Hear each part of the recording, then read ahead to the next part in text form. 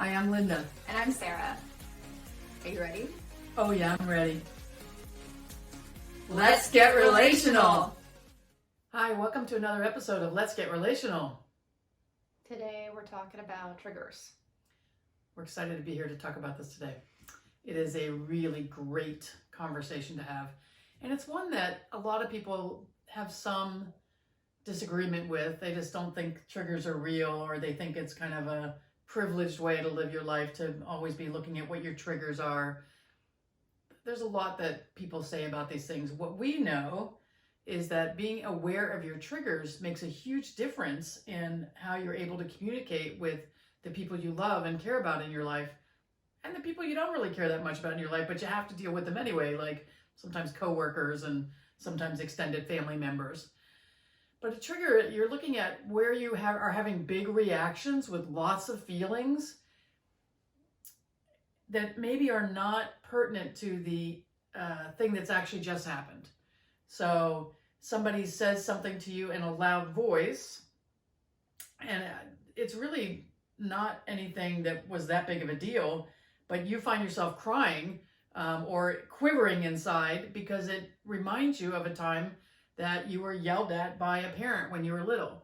And we're not always aware of what the thing is right in the moment. I did a lot of work with this over the last 10 or 12 years, I guess. And I have gotten to be really good with, oh, that's just because of what happened with my dad. And it's not to minimize what happened with my dad at all. My dad was very loud, very scary, physically violent, verbally abusive. And I say that as if it was not a big deal, but it's been a long time healing. I know he did the best he could. It just wasn't as good as I needed in terms of a dad growing up, right? And so, whenever I have a reaction to someone who's very loud, very forceful, really like pushing their weight around, I have a little fear that comes up inside. And for me, now that I've worked through a lot of my issues about triggers, I'm able to just breathe into that moment, remind myself I am here and not there. One of my friends said that her therapist told her once to do this thing where she said to herself, she would pat herself on her chest and say, "This is now, that was then," and point to behind her. And just to remind yourself of where you are right now in this moment. And the thing that is happening that's triggering you still might not be okay. Maybe that person is talking to you too forcefully, but maybe it's a situation where someone is late and you're all kinds of upset, and for not any good reason you can see. And if you just keep digging below whatever the upsetness feeling is, then I think you can find what the thing is that's triggering you about that particular person, that particular situation. Or just to like check in with what's inside of you, because then you can talk about it with the other person if it's appropriate. Yeah. So example is I went to go visit. This was before COVID. I went to go visit a friend of mine with another friend, and they're still living with a parent, and so we were over there, and we tend to stay up pretty late playing video games because that's something that we do together. So, but sound travels very easily in my friend's house, and so once their mom had gone to bed, they came up to me and said, "Oh, your voice is like really loud. You need to like keep it down." And immediately I was like, "Ugh!" And so I sat with myself for a little bit because I have an issue with people telling me I'm really loud or to be quiet. It just makes me want to shut the fuck up and never say anything ever again. And so I sat with myself, realized that like it's just because the sound travels, and apparently no matter what you do in the house, like even if you stick a fan like in the room with you, it still doesn't like solve any of the sound problems. It's just how the house is designed. So I ended up going up to this friend and being like, "Yo, I know it's not your fault, but like when people tell me to not be quiet, or like I have a reaction and I get upset when I'm told that I'm to be quiet. And like, it doesn't matter how you say that to me, I'm gonna be a little upsetty spaghetti. And it's like not your fault, but I just want to let you know that that's why I do, because around the people that I care about, it's very difficult for me to maintain a poker face about my reactions to things. So I explained what was going on, and my friend was like, "Oh, I had no idea that was an issue for you." I'm like, "Yeah, it's just something that I know about you, about myself, and I thought I would let the two of you know because it's just a thing that I have." I was like, "Oh, okay." Like, I'll keep that in mind. I didn't know that. It's like, it's all good. I don't like go around telling people that all the time. So, Well, and by doing that, she didn't make him wonder why she was withdrawing. You know, because one of the things we've seen people do, and I have probably done this in my life. I haven't done it anytime recently to a large extent. I'll do it for a little short period, but to go be a little pouty, to withdraw, and to want attention but not want attention, because you just feel awful. You feel stupid. You feel like something's wrong with you. You know, you're just having a reaction. But by saying to a friend, "Hey, I just need you to know I'm having this reaction. You didn't do anything wrong. And I know I didn't do anything wrong, but I'm having these feelings. So just give me a sec while I'm working this out." Yeah. Yeah. That's the thing, is to really own what's going on inside of you and to not try to blame it on somebody else. She could have been mad at him for telling her to be quiet. She could have been mad at the mom, or worried that the mom thought she was too loud and was mad at her. You know, there's all kinds of things she could have done in that situation. But by just hitting it straight on, you know, you really diffused it, basically. Yeah, and the thing is, I like to be open with my friends, and when stuff like that bothers me, and if I, I have a reaction or something, I'm gonna tell them about it. Be like, "Okay, this is just the thing that I'm dealing with. Like, it's not really about you. I know it's a me thing. So like I don't mean, so if you're feeling like I'm angry at you, that's not the case. It's just like I'm having a reaction to a thing. That is all.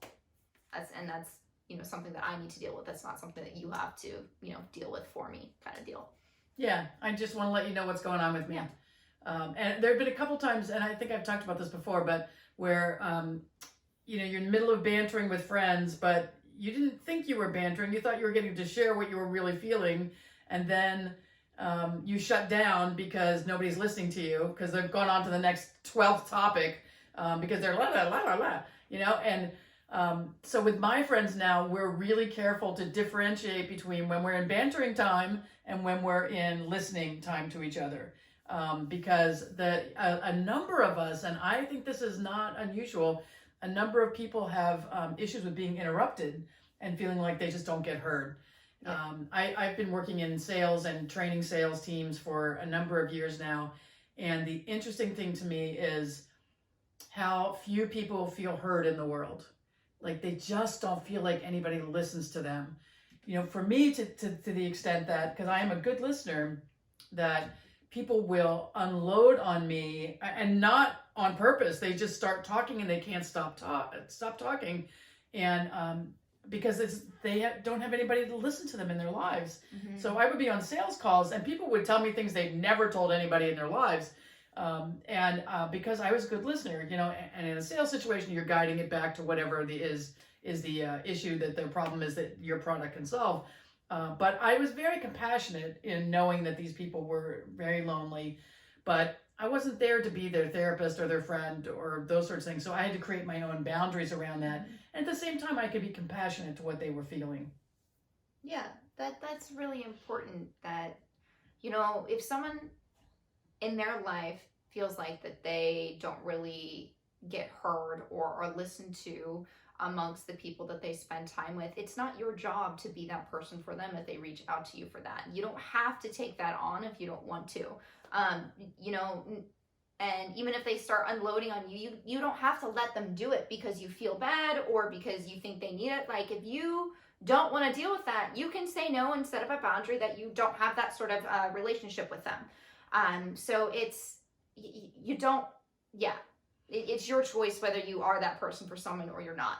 Or you just don't have the capacity that day. Exactly. And we've talked about this. I've had a few friends that want me to solve problems for them, or want me to do things for them, like figure something out on Facebook, or figure out something with travel arrangements we're putting together.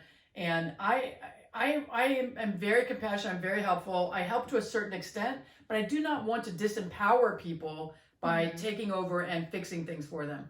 So, the trigger for me in those situations can be that this person's always asking me to do the work for them. And so, okay, why is that a trigger for me?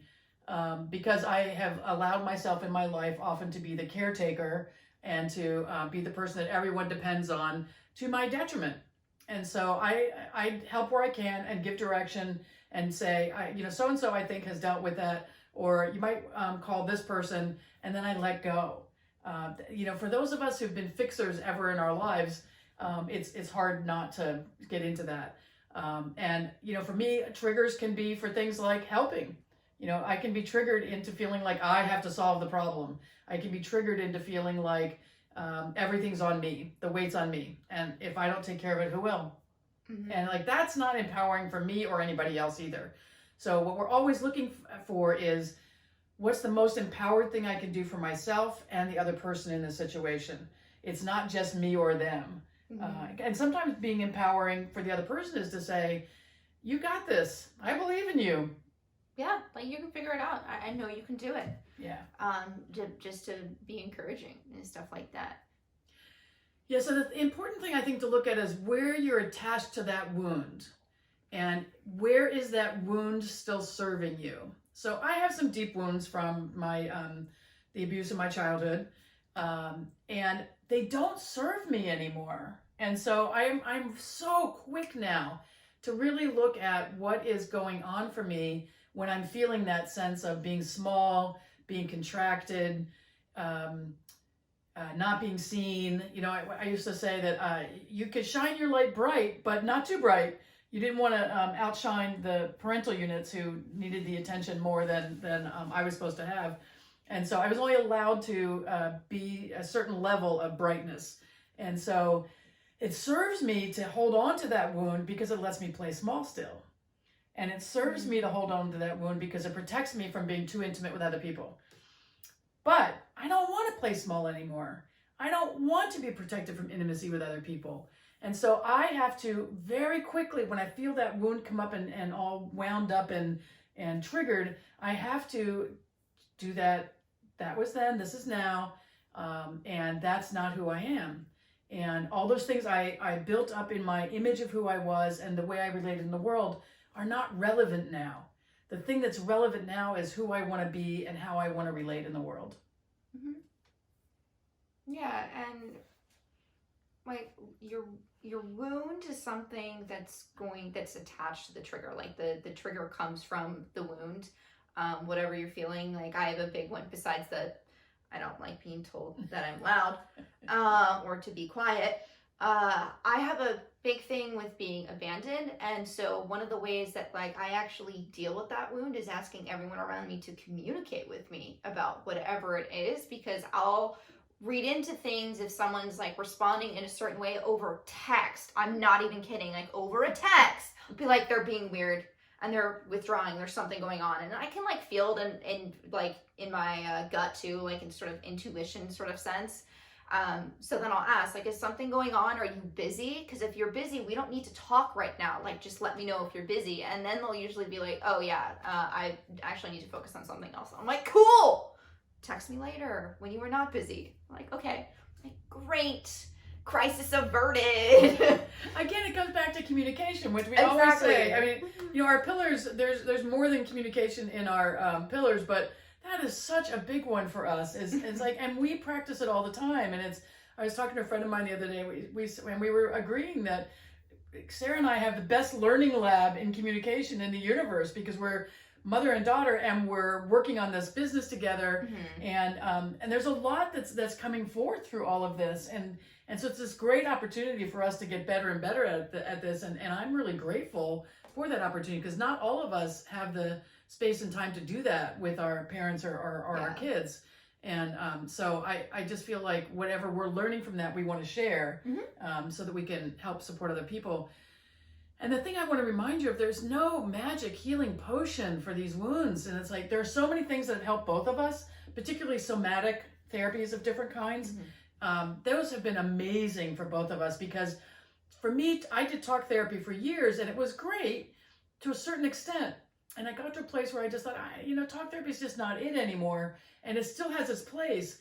But for me to actually breathe it through my body and release it, or to have a body worker work on the things in my body that were trapped in the ligaments and tendons of my body, and to feel the emotional release when there was a release, to do acupuncture and feel that release all through my body.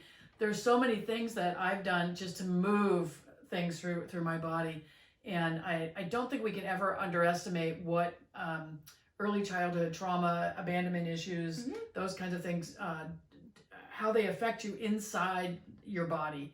And it's so important to do whatever work it is to move that through. You know, we're going to be recording some things with some experts on breathing and some other kinds of things where people are going to give us some advice on ways to move that thing, those things through faster, and ways to change your state.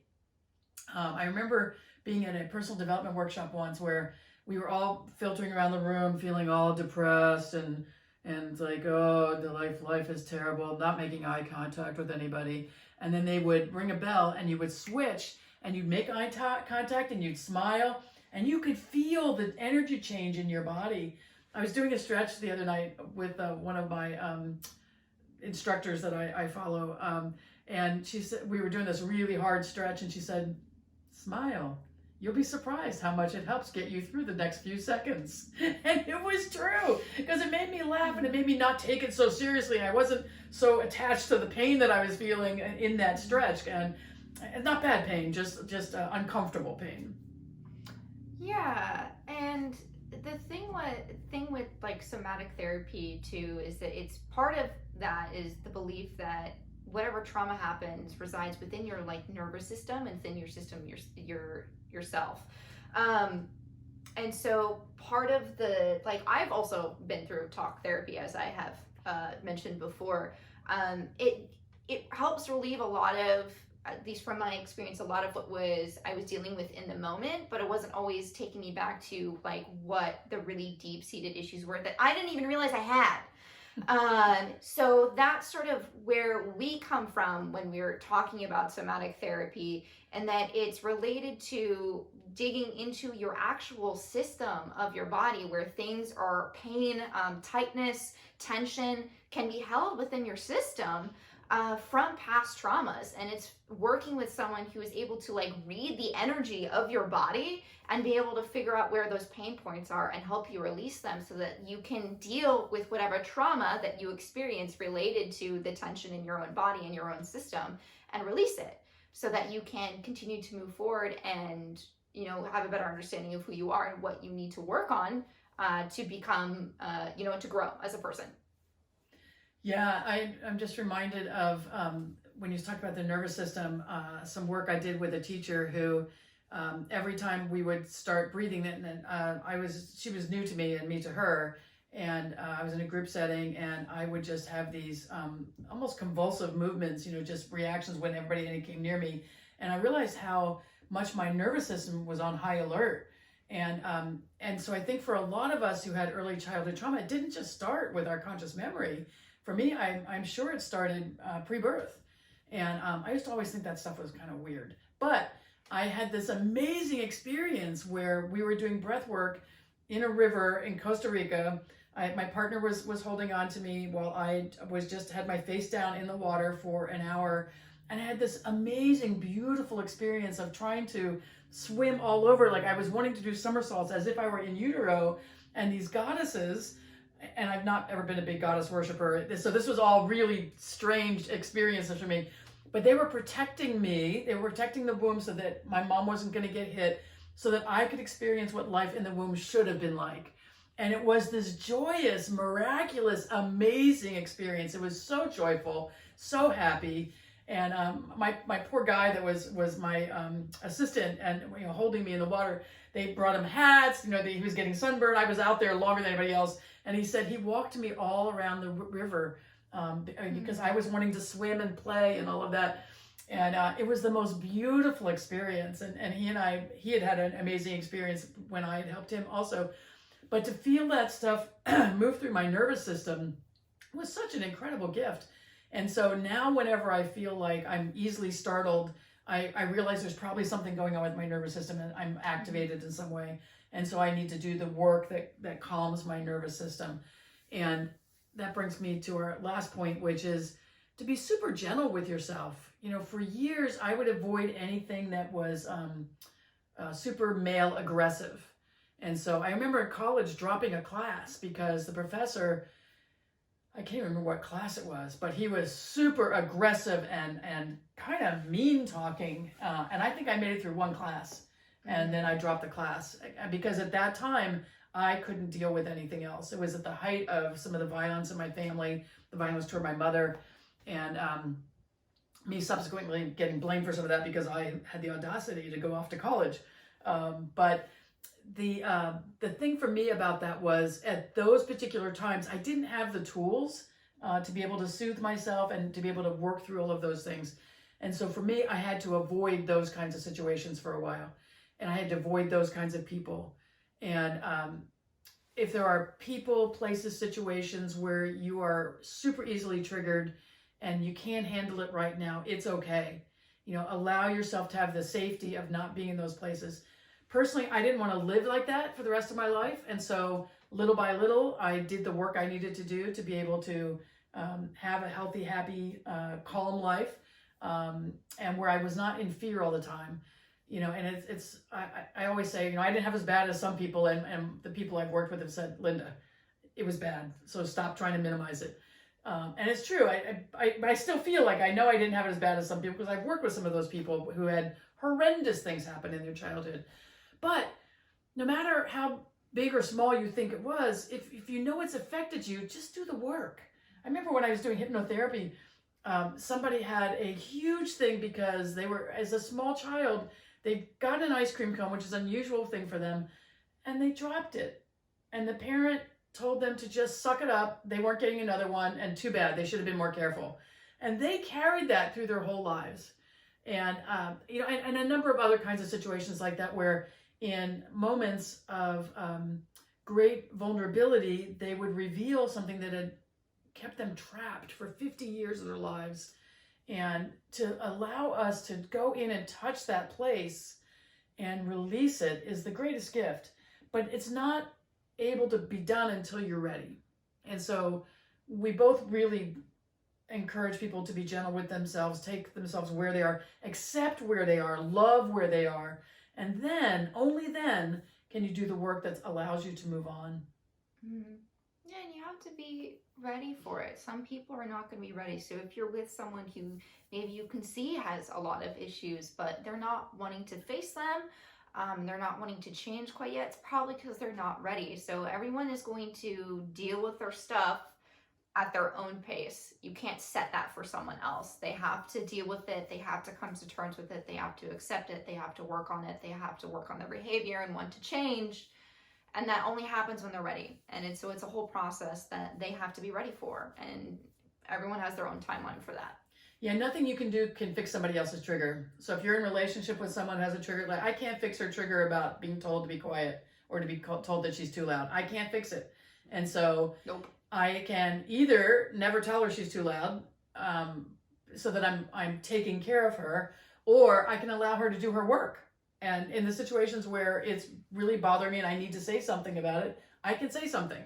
Because I don't need to take care of her feelings. I need to be compassionate about how I communicate with her. So in the times when I'm short, and not about the being loud, but other times when I'm short with her or reactive, I really do try to come back. It may not be the same day, it may not be the next day, but I try to circle back and just say, hey, I saw that this was a trigger for you. This was a trigger for me. Can we just talk about it for a minute? Not even to solve it necessarily. No, just to acknowledge it. Acknowledge that it it. happened. Yeah.